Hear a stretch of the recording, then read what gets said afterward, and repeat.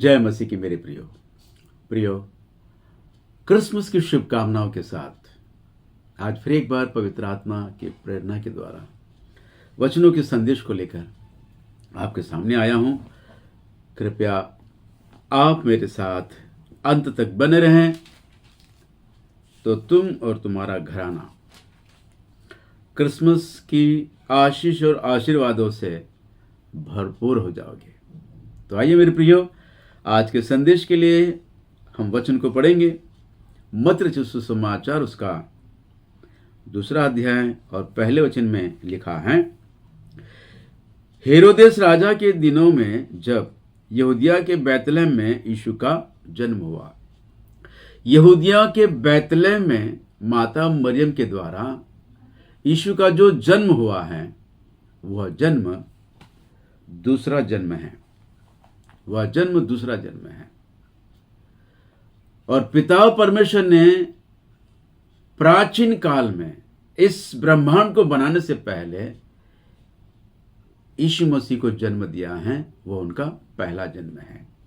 आइए हम वचन पढ़ेंगे।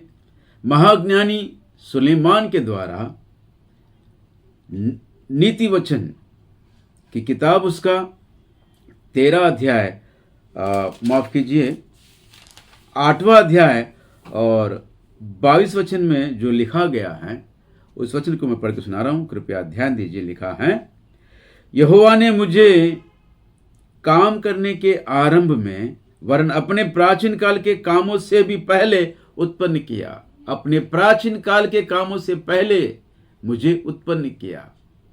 वो दिव्य पुरुष है, वो मनुष्य जो पिता का पुत्र हैं।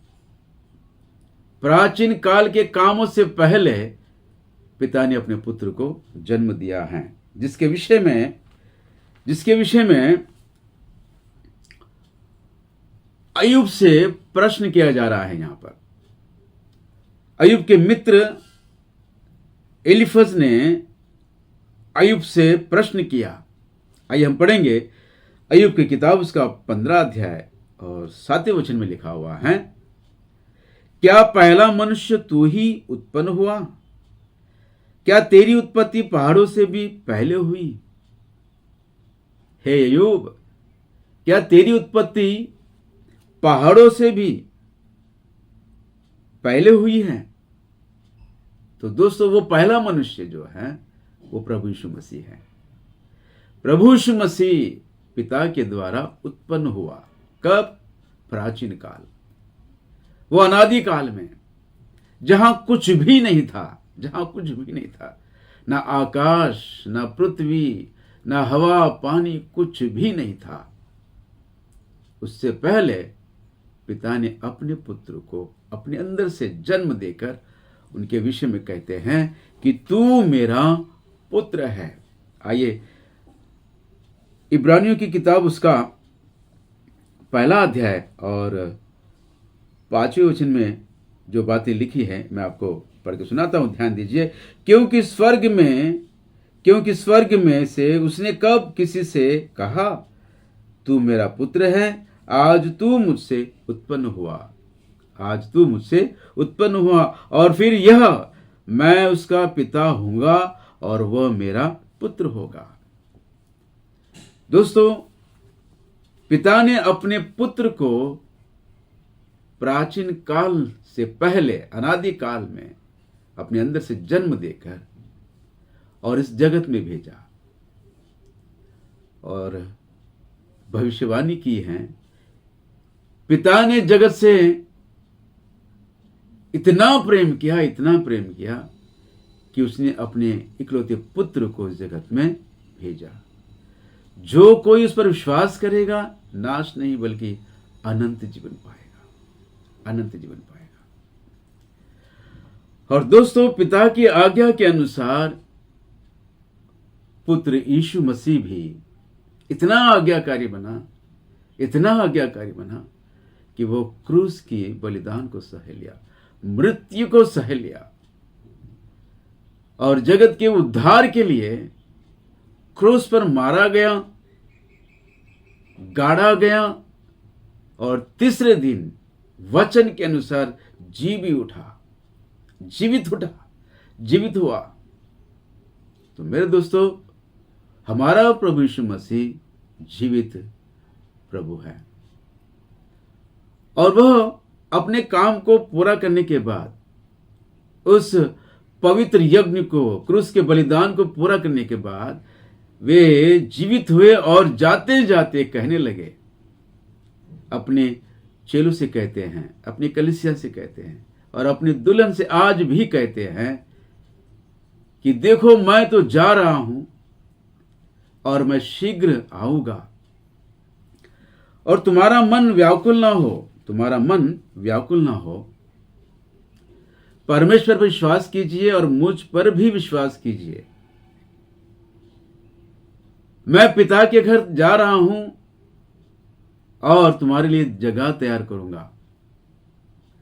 अगर जगह ना भी रहे, मैं जहां रहता हूं वहां तुमको रहना होगा।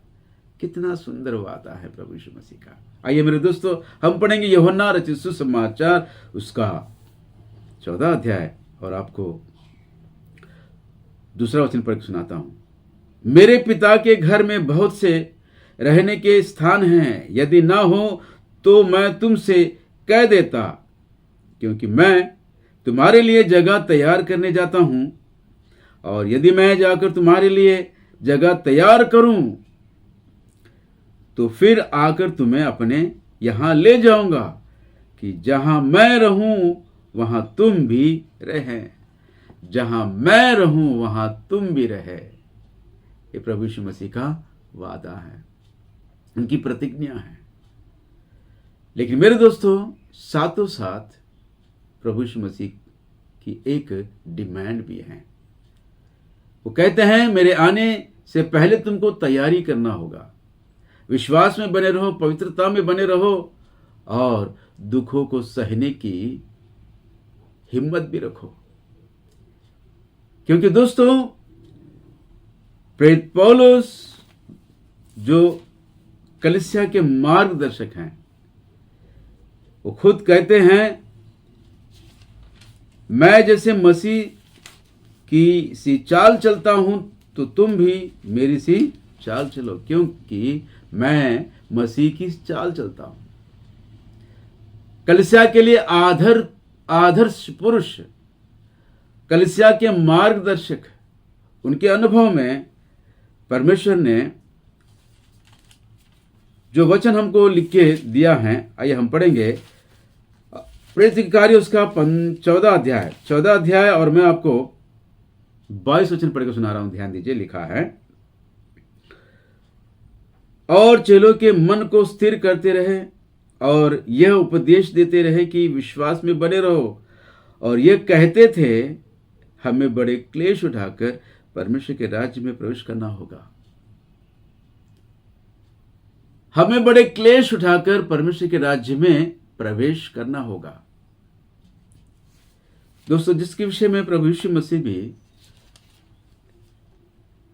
जब इस जगत में थे, साक्षात उन्होंने भी जो शब्दों में, अपने शब्दों में कहा है, मैं उन वचनों को पढ़ के सुनाता हूं। ध्यान दीजिए, यूहन्ना रचित सुसमाचार उसका 16 अध्याय और 33 वचन में लिखा हुआ है, मैंने ये बातें तुमसे इसलिए कही हैं कि तुम्हें मुझसे शांति मिले।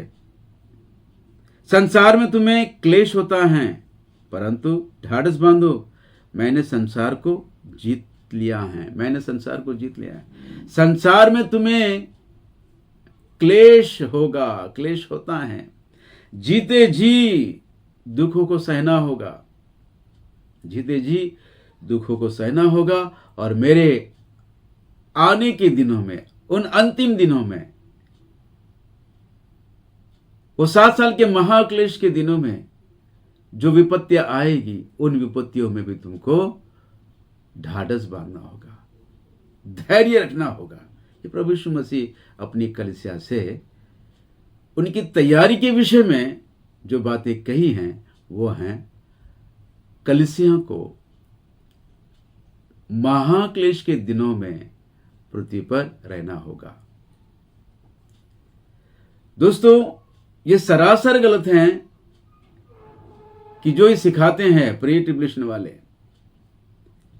जो अपनी झूठी सिद्धांत को लेकर ये सिखाते हैं कि कलीसिया महाक्लेश में जाने से पहले उठा ली जाएगी, ये सरासर गलत है मेरे दोस्तों, ये सरासर गलत है। तो आइए मेरे दोस्तों, हम पढ़ेंगे मत्ती रचित सुसमाचार उसका 24वां अध्याय और 21 वचन। यहां पर यीशु के चेलों ने उसे एकांत में पाकर प्रश्न पूछा कि हे प्रभु, हमें बता कि तेरा आना और इस जग का अंत कब होगा।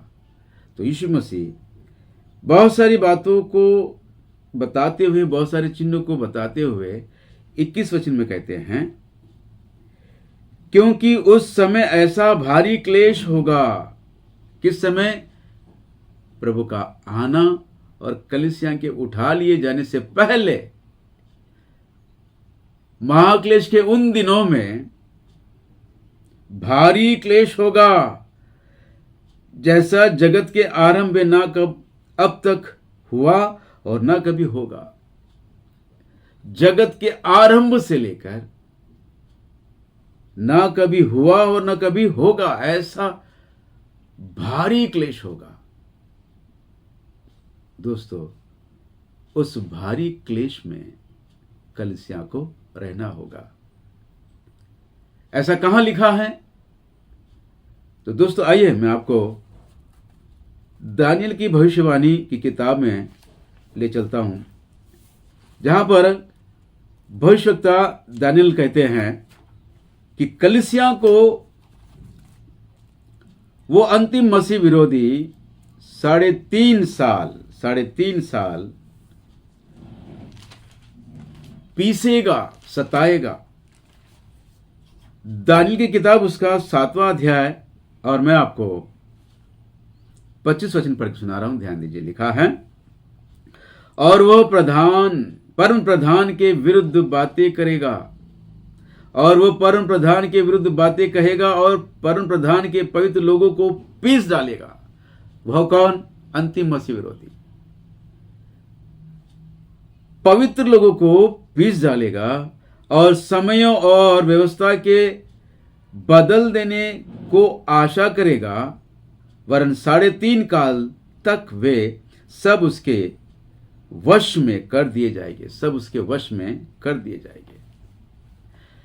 अंतिम मसीह विरोधी आएगा और 3.5 साल उसकी कलीसिया, उसकी पवित्र प्रजा को पीस डालेगा, सताएगा, उनसे लड़ेगा।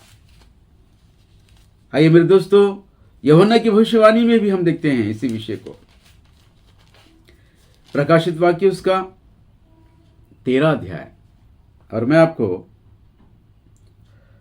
5वां वचन पढ़ के सुना रहा हूं, ध्यान दीजिए। लिखा है, बड़े बोल बोलने और निंदा करने के लिए उसे मुंह दिया गया और उसे 42 महीने तक काम करने का अधिकार दिया गया। उसे, यानी किसे? अंतिम मसीह विरोधी को। उसे बड़े बोल बोलने के लिए मुंह दिया गया है और 42 महीने वो इस पृथ्वी पर अधिकार चलाएगा। उसने परमेश्वर की निंदा करने के लिए मुंह खोला कि उसके नाम और उसके तंबू अर्थात स्वर्ग के रहने वालों की निंदा करे। उसे यह भी अधिकार दिया गया कि पवित्र लोगों से लड़े, पवित्र लोगों से लड़े। दोस्तों,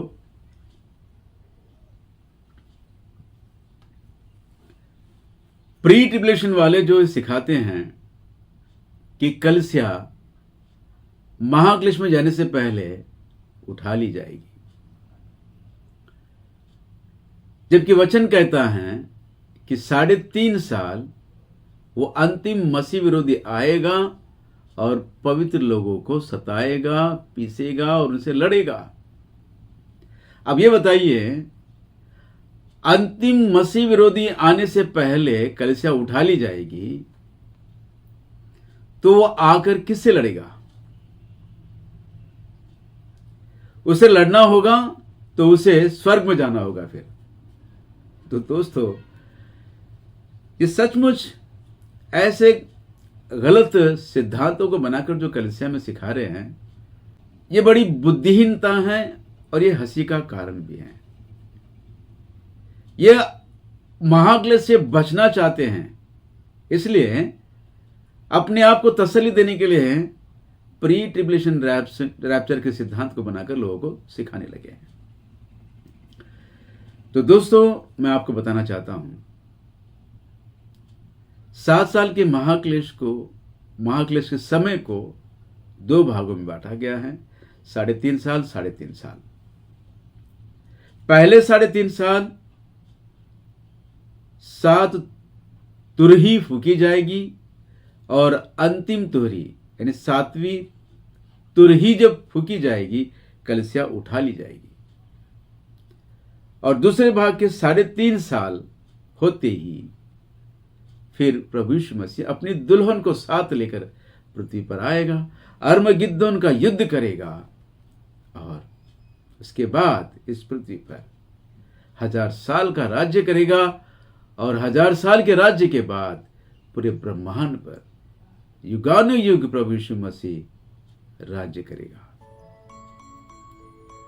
जय मसीह की, प्रेज द लॉर्ड, आमीन।